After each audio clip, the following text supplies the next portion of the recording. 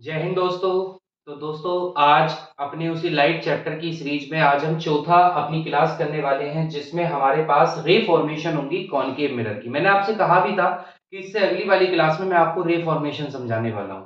जब आप रे फॉर्मेशन की बात करते हैं जिसमें भी हम कॉनकेव मिरर की रे फॉर्मेशन उठाने तो हमारे सामने 6 तरह की रे फॉर्मेशन बनेंगी। इन रे फॉर्मेशन को बनाने से पहले मैं आपको बता दूं कि इन 6 रे फॉर्मेशन में आपको हर एक जगह ये नोटिस करने को मिलेगा कि ऑब्जेक्ट जितना मिरर के करीब आएगा इमेज उतनी बड़ी होती चली जाएगी। यानी कि जितने करीब आप मिरर के आते चले जाओगे आपकी इमेज उतनी बड़ी होती चली जाएगी। और कौन से मिरर की बात हो रही है? कॉनकेव मिरर की। ठीक है, कॉन्वेक्स में तो आपको सिर्फ दो बातें याद रखनी है जो उसके बाद ही मैं आपको बता दूंगा। जब आप कॉनकेव मिरर का पहला रे फॉर्मेशन देखते हो तो पहला रे फॉर्मेशन होता है जब ऑब्जेक्ट आपका कहां रखा हुआ होता है, एट इंफिनिटी पर रखा हुआ होता है।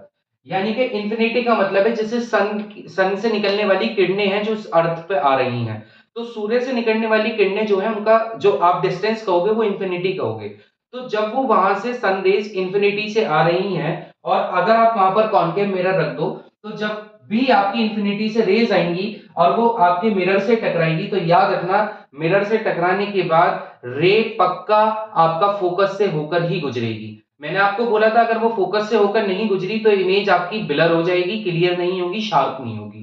ठीक है, तो ये इंफिनिटी से निकलने वाली रेज है। जब ये इंफिनिटी से निकलने वाली रेज आपके इस मिरर पर टकराती हैं तो टकराने के बाद दोनों किस पॉइंट पर जाकर मिल जाती हैं?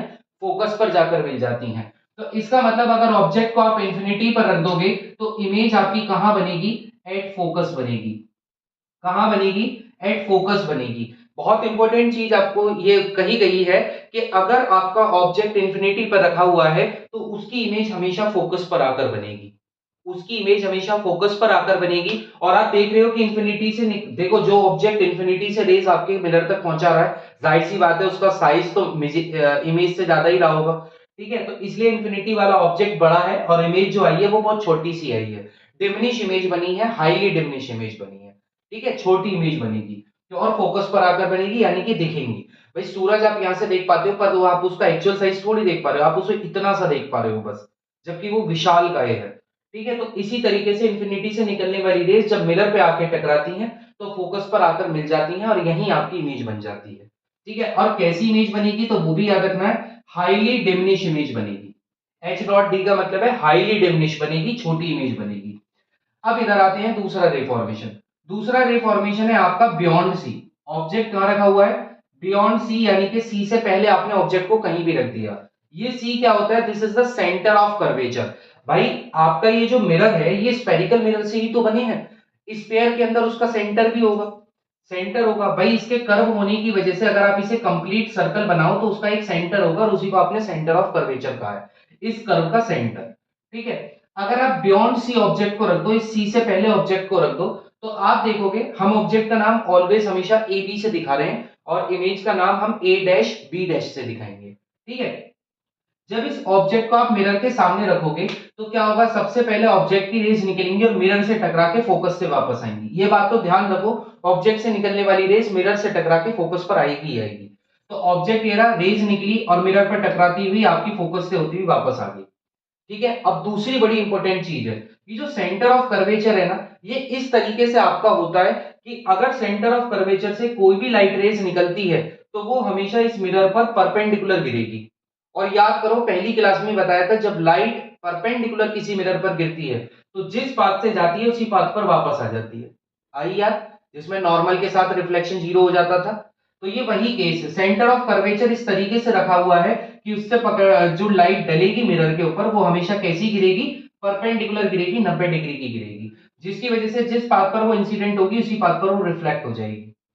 और जब ये दोनों रेज आपस में मिलेंगी तो वहां बनेगी image that is A dash B dash.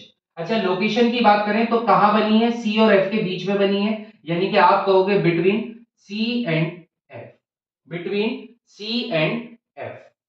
ठीक है, अच्छा ऑब्जेक्ट की जो इमेज है, ऑब्जेक्ट बड़ा दिख रहा होगा, इमेज अभी छोटी सी दिख रही है, यानी कि पहले से तो थोड़ी सी बढ़ गई है। तो आप कह सकते हो कि डिमिनिश इमेज हो सकती है। ठीक है, लेकिन लेकिन आप इसको डिमिनिश ना कह के स्मॉलर इमेज कह दो। भाई यहाँ पर जो इमेज होगी वो भी छोटी हो गई है। डिमिनिश का मतलब तो हो गया बहुत ही मतलब बहुत ही पॉइंट इमेज बनती है। ठीक है, हाईली डिमिनिश में तो बिल्कुल ही पॉइंट इमेज बनेगी, या हम बोल देते हैं कि ऑब्जेक्ट से छोटी इमेज बन रही है। ठीक है, अब तीसरा केस क्या आता है, अगर आप ऑब्जेक्ट को एट सी पर रख दो। कहां रखा हुआ है ऑब्जेक्ट? एट सी, यानी कि सेंटर ऑफ कर्वेचर पर आपने ऑब्जेक्ट को रख दिया। जब आप सेंटर ऑफ कर्वेचर पर ऑब्जेक्ट को रखते हो तो ऑब्जेक्ट से निकलने वाली लाइट रेज टकराएंगी मिरर से, और मिरर से टकराने के बाद वापस किससे आएंगी? फोकस से होती हुई वापस आ जाएंगी। ठीक है, अच्छा उसके बाद दूसरा एसेंशन आपको ये याद रखना है, जब भी लाइट रेज फोकस से होती हुई निकलती हैं, जब भी लाइट रेज फोकस से होती हुई निकलती है तो हमेशा लाइट रेज कहां जाती हैं? इंफिनिटी तक चली जाती हैं। कहां जाती हैं? इंफिनिटी तक चली जाती है। भाई दो बातें आपको बता रहा हूं, पहली चीज सेंटर ऑफ कर्वेचर से लाइट पड़ेगी तो परपेंडिकुलर पड़ेगी और उसी पाथ पर वापस आ जाएगी। दूसरी बात बता रहा हूं, अगर लाइट रेज फोकस से पास होगी तो इंफिनिटी पर वापस आएगी। कहां पर वापस आएगी? इंफिनिटी पर वापस आएगी। तो आप देखो लाइट रेज जब फोकस से होती हुई जा रही है तो वापस किधर को जा रही है? इंफिनिटी पर जा रही है, ये इंफिनिटी तक चली जाएगी। और जहां इन दोनों का मिलन होगा वहीं आपकी इमेज बन जाएगी, और इस इमेज का नाम होगा ए डैश और बी डैश। क्या नाम होगा? ए डैश और बी डैश। यहां पर आपकी जो देखने वाली बात है वो ये है कि जितना बड़ा ऑब्जेक्ट होगा उतनी बड़ी आपकी इमेज होगी, यानी कि same size as object. Object का जैसा साइज होगा इमेज उतनी ही साइज की बनेगी। अब अगर आप इन तीनों में कंपैरिजन करो, पहली इमेज जब ऑब्जेक्ट आपका इंफिनिटी पर रखा था तो इमेज आपकी हाईली डिमिनिश बहुत छोटी बन रही थी। जब ऑब्जेक्ट आपका बियॉन्ड सी आया तो इमेज स्मॉलर हुई, मतलब पहले से थोड़ी सी बढ़ गई लेकिन ऑब्जेक्ट से छोटी रही। तीसरे वाले केस में जैसे ही आपने सी पर रखा इमेज बिल्कुल सेम साइज की आ गई है ऑब्जेक्ट के, यानी कि जैसे जैसे ऑब्जेक्ट को मिरर के पास लाते जा रहे हो वैसे वैसे इमेज में चेंज तेजी से आता जा रहा है। पहले वो हाईली डिमिनिश है, फिर वो स्मॉलर है, फिर वो सेम साइज की हो गई है। चौथे केस में वो आपकी बड़ी हो जाएगी, बियॉन्ड मतलब क्या हो जाएगी? मैग्नीफाइड हो जाएगी। अब हम ऑब्जेक्ट को एट सी से हटा के बिटवीन सी एंड एफ रख देते हैं। अब ऑब्जेक्ट की पोजीशन क्या है? बिटवीन सी एंड एफ है। अब ऑब्जेक्ट सी और एफ के बीच में रखा हुआ है। जब ऑब्जेक्ट सी और एफ के बीच में रखा हुआ होगा इससे निकलने वाली लाइट रेज फोकस से होती हुई पास हो जाएगी। अगेन सेंटर ऑफ कर्वेचर से जाने वाली लाइट मैंने आपको बताया था वो हमेशा 90 डिग्री पर गिरती है, परपेंडिकुलर होती है। जिस पाथ से जाती है उसी पाथ पर वापस आ जाती है। जहां पर ये दोनों लाइट रेज मिलेंगी वहां आपकी इमेज बन जाएगी जिसको आप ए डैश बी डैश बोलते हो। और इस बार आप क्लियरली ये देख पा रहे हो कि ऑब्जेक्ट सिर्फ इतना सा था जबकि इमेज इतनी बड़ी बनी है। यानी कि अब की बार जो इमेज होगी वो कैसी इमेज होगी? मैग्नीफाइड इमेज होगी। कैसी इमेज होगी? मैग्नीफाइड इमेज होगी, यानी कि ऑब्जेक्ट से बड़ी होगी ये इमेज। मिरर्स में जिस तरह से ऑब्जेक्ट आगे की तरफ आ रहा है इमेज उस वजह से बढ़ती जा रही है, अब वो इमेज मैग्नीफाइड हो गई है। ठीक है, इसके बाद अगला अगला केस क्या आता है? अब आपने इमेज को रख दिया है एट फोकस, और अभी ये मैंने बताया था कि जब इमेज की रेज फोकस से होकर निकलती है वो इंफिनिटी पर ही जाती है। तो जब आपने ऑब्जेक्ट को ही फोकस पर रख दिया तो इसकी इमेज आपकी कहां बनेगी? At infinity. कहां बनेगी? At infinity. ठीक है, और दूसरी बात साइज कैसा होगा? तो डेफिनेटली हाईली मैग्नीफाइड होगी। भाई जो इमेज इंफिनिटी तक जा रही है तो वो अपने आप में बहुत बड़ी हो गई। ऑब्जेक्ट आपने फोकस पर रखा, इमेज में इंफिनिटी तक बन गई तो उसका मतलब वो बहुत बड़ी बन गई, हाईली मैग्नीफाइड बन गई। आगे बात समझ? ये दो केस बिल्कुल एक दूसरे के रिवर्स होते हैं। ऑब्जेक्ट इंफिनिटी पर रख दिया इमेज फोकस पर बनती है, ऑब्जेक्ट फोकस पर रख दिया इमेज इंफिनिटी पर बनती है।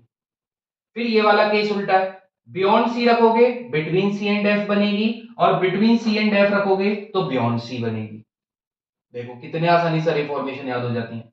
एट सी वाला एट सी पर ही बनता है। ठीक है, अच्छा इन सारे की पांचों इमेज में आपने एक चीज नोटिस करी कि जो इमेज बन रही है वो हर केस में मिरर के आगे बन रही है, और मिरर के आगे बनने की वजह से सारी इमेज कौन सी है? ये real and inverted, real and inverted, real and inverted. ठीक है, क्योंकि आपको पता है रियल एंड इन्वर्टेड इमेज हमेशा मिरर के सामने बनेगी, फ्रंट ऑफ द मिरर बनेगी, रियल एंड इन्वर्टेड, और ये भी इमेज आपकी रियल एंड इन्वर्टेड होगी। बट जब आप इस केस को देखोगे, कॉनकेव में एकमात्र यही केस है जो वर्चुअल इमेज देता है। जब आप फोकस और पोल इन दोनों के बीच में ऑब्जेक्ट को रखोगे तो जैसे ही आप ऑब्जेक्ट को इनके बीच में रखोगे तो इस तरफ तो इमेज आपकी बनेगी नहीं, क्योंकि आप इसे कितने ही आगे बढ़ा लो इनके बीच का गैप आपको बढ़ता हुआ ही मिलेगा, एक साथ मिलेंगे नहीं। बट जब आप इमेजिन करोगे तो आपको ऐसा लगेगा कि इन दोनों की रे फॉर्मेशन जो हुई होगी वो बिहाइंड द मिरर हुई होगी। वर्चुअल तभी तो कह रहे हो, वर्चुअल तभी कह रहे हो, इमेजिन कर रहे हो क्योंकि इमेज तो बन रही है, इमेज तो बन रही है, और बन रही है तो डेफिनेटली उनका मिलन भी हो रहा होगा। तो मिलन अगर आगे नहीं हो रहा तो पीछे हो रहा होगा। ठीक है, तो ये वाली इमेज जो बनेगी वो आपकी पहली बात कहां बनेगी? बिहाइंड द मिरर बनेगी। मिरर के पीछे बनेगी, ठीक है। और मिरर के पीछे बनने की वजह से इसकी जो नेचर होगा वो वर्चुअल एंड डायरेक्ट होगा। कैसा होगा? वर्चुअल एंड डायरेक्ट होगा। और इमेज कैसी होगी? तो इमेज आपकी मैग्नीफाइड होगी, ऑब्जेक्ट से तो बड़ी ही बनेगी, ऑब्जेक्ट से तो बड़ी ही बनेगी। भाई ये 6 रिफॉर्मेशन है जो आपको 6 की 6 इंपॉर्टेंट बातें बताते हैं। पहली बात बताता है इमेज अगर ऑब्जेक्ट आपका इंफिनिटी पर है तो इमेज फोकस पर रहती है। दूसरा बताता है अगर वो बियॉन्ड सी है तो बिटवीन सी एंड एफ बनती है। अगर एट सी है तो इमेज एट सी पर ही बन जाएगी। अगर आपका object between C and F रखा हुआ है तो इमेज आपकी बियॉन्ड सी जाएगी। ऑब्जेक्ट फोकस पर रखा हुआ है तो इंफिनिटी पर इमेज बनेगी। और एफ और पी के बीच में अगर ऑब्जेक्ट रखा हुआ है तो बिहाइंड द मिरर बनेगी, मिरर के पीछे बनेगी। एकमात्र यही केस है जिसमें वर्चुअल एंड डायरेक्ट इमेज बनती है, बाकी 5 में रियल एंड इन्वर्टेड बनती है। इसलिए हम कंक्लूजन में ये कह देते हैं कि कॉनकेव मिरर जो होता है वो रियल एंड इन्वर्टेड इमेज बनाता है, क्योंकि एक केस की वजह से आप उसे वर्चुअल एंड डायरेक्ट में नहीं डालोगे। आप कहोगे 5 के 5 केस रियल एंड इन्वर्टेड के हैं, इसलिए concave mirror is always forms an real and inverted image. ठीक है। दूसरी बात क्या है कि एक एक केस को छोड़ के बाकी सब में इसकी इमेज आपको बड़ी होती हुई दिखेगी, तो इसलिए मैग्नीफाइड इमेज बनाता है। यही कारण है कि कॉनकेव मिरर को शेविंग मिरर में इस्तेमाल किया जाता है। यही कारण है कि कॉनकेव मिरर को ज्वेलरी में रखे हुए मिरर की तरह यूज किया जाता है। और यही कारण है कि डेंटिस्ट भी जब दांतों का परीक्षण कर रहा होता है तो उस समय भी वो जिस मिरर का इस्तेमाल करता है वो भी कॉनकेव मिरर ही होता है, क्योंकि इसमें मैग्नीफाइड इमेज बनती है। तो आई होप आपको ये कॉनकेव मिरर के रे फॉर्मेशन बहुत अच्छे से समझ आ गए होंगे। ठीक है। ऐसे ही शानदार वीडियो के साथ मिलते हैं नेक्स्ट वीडियो में, तब तक के लिए जय हिंद, जय भारत, ध्यान रखें अपना।